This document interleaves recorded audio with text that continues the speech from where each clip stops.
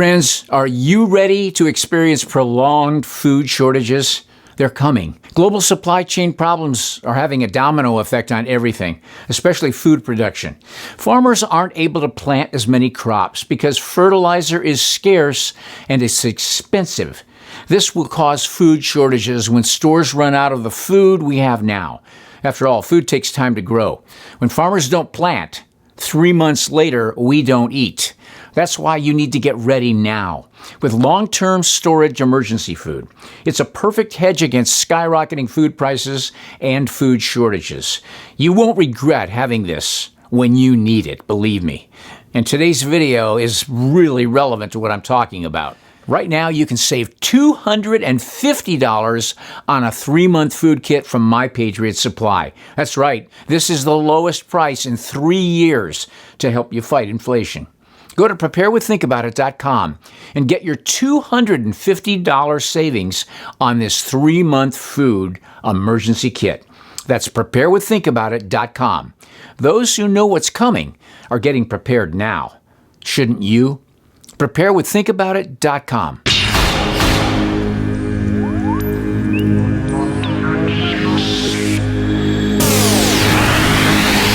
Hi, Steve here. This may seem like an obvious thing to say, but are you aware that we are the only ones living in time? Humanity past, humanity present, and humanity future are all and have always been in what we call time. Maybe this better explains what the Bible means when the Apostle Paul said to the Christians, "So we do not focus on what is seen, but on what is unseen. For what is seen is temporary, but what is unseen is eternal." If the people of this world system recognized this reality, many of them would stop chasing after the shiny objects that they waste their time on, trying to reach a goal for eternity within the time sphere apart from the way God instructed us to. Because it's complete foolishness. All of mankind has been operating and functioning within a period called time, as opposed to the place where God and the angels function and always have functioned and always will function, and that's called eternity past and eternity future, which is kind of a misnomer because eternity has no time. In other words, we operate in a space and function in a space that's completely opposite of where God and the angels function. Thanks, Captain Obvious. Why am I telling you this? And why even bring up something we all know about? People died in the Bronx last night due to a fire that killed 10 people in the Bronx last night during a fire.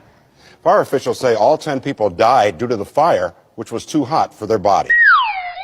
Thanks, Captain Obvious. You're probably thinking, yeah, I know. I have an alarm clock, I have a watch, I have a phone that tells me the time every second of the day. But what you may not realize is that God uses time to mark things in His schedule and to cut off things when He's decided the time is up. If time doesn't really matter that much, then it wouldn't have been mentioned in the Bible 623 times. The word times is mentioned 145 times. The wisest man who ever lived outside of Jesus was Solomon, and he wrote the book of Ecclesiastes. He said there is an occasion for everything, and a time for every activity under heaven, a time to give birth and a time to die, a time to plant and a time to uproot, a time to kill and a time to heal, a time to tear down and a time to build, a time to weep and a time to laugh, a time to mourn and a time to dance, a time to throw stones and a time to gather stones, a time to embrace and a time to avoid embracing, a time to search and a time to count as lost, a time to keep and a time to throw away, a time to tear and a time to sow, a time to be silent and a time to speak, a time to love and a time to hate, a time for war and a time for peace. What does the worker gain from his struggles? I have seen the task that God has given the children of Adam to keep them occupied. He's made everything appropriate in its time. He has also put eternity in their hearts, but no one can discover the work God has done from the beginning to the end.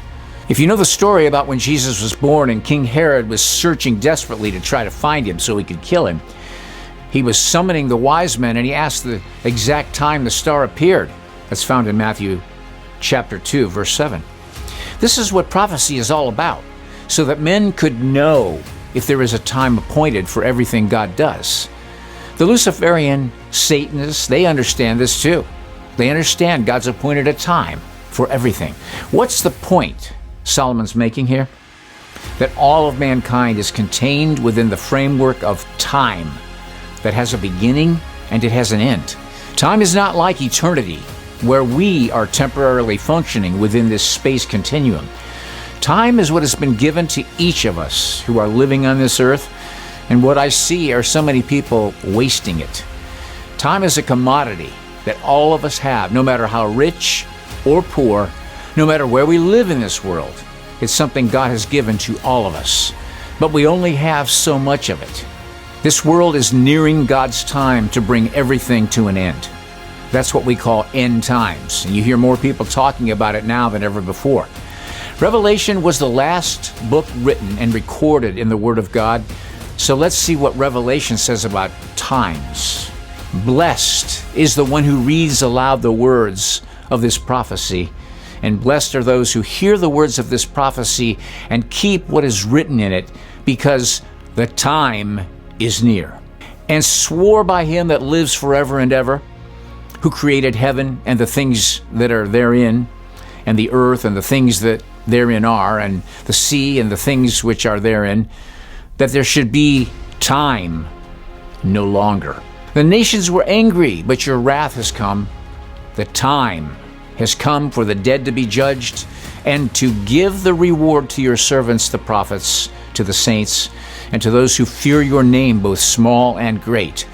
And the time has come to destroy those who destroy the earth.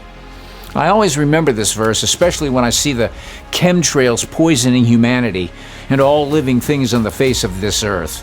And I remember that the day is coming, and the time will finally come when God will destroy those who have destroyed this earth. Therefore rejoice, you heavens, and you who dwell in them.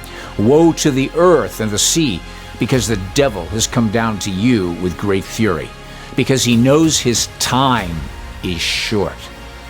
Another angel came out of the temple, crying out in a loud voice to the one who was seated on the cloud, use your sickle and reap, for the time to reap has come, since the harvest of the earth is ripe.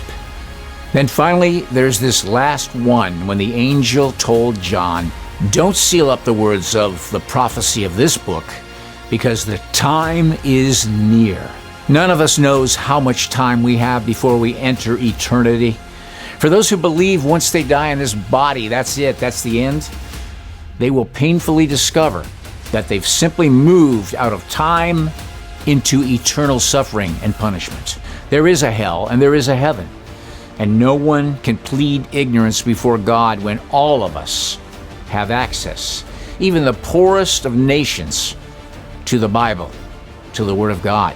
And I believe there's no man or woman alive that God will not reach by the spoken word or by the written word before the end of all things. For the people who want to try and negate the gospel by saying stupid things like, well, what about the hidden tribes on earth who have never heard the gospel yet? What about them? Don't worry, they'll hear it even after we're gone. God's not depending on man or even on his church to deliver the final gospel message preached to all of mankind. And here's the proof in the Word of God. Then I saw another angel flying high overhead with the eternal gospel to announce to the inhabitants of the earth, to every nation, tribe, language, and people. He spoke with a loud voice. Fear God and give him glory, because the hour of his judgment has come.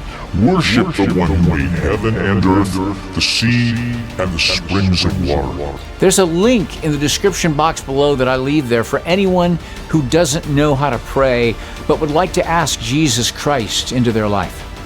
If you want a relationship with the living God, who came in the body of a physical human but was truly God, who suffered and allowed himself to be crucified and then rose from the dead on the third day, that's the God I'm talking about. That's the God you can give your life to and have eternal life, and know that when you die in this body, you will live with him for eternity.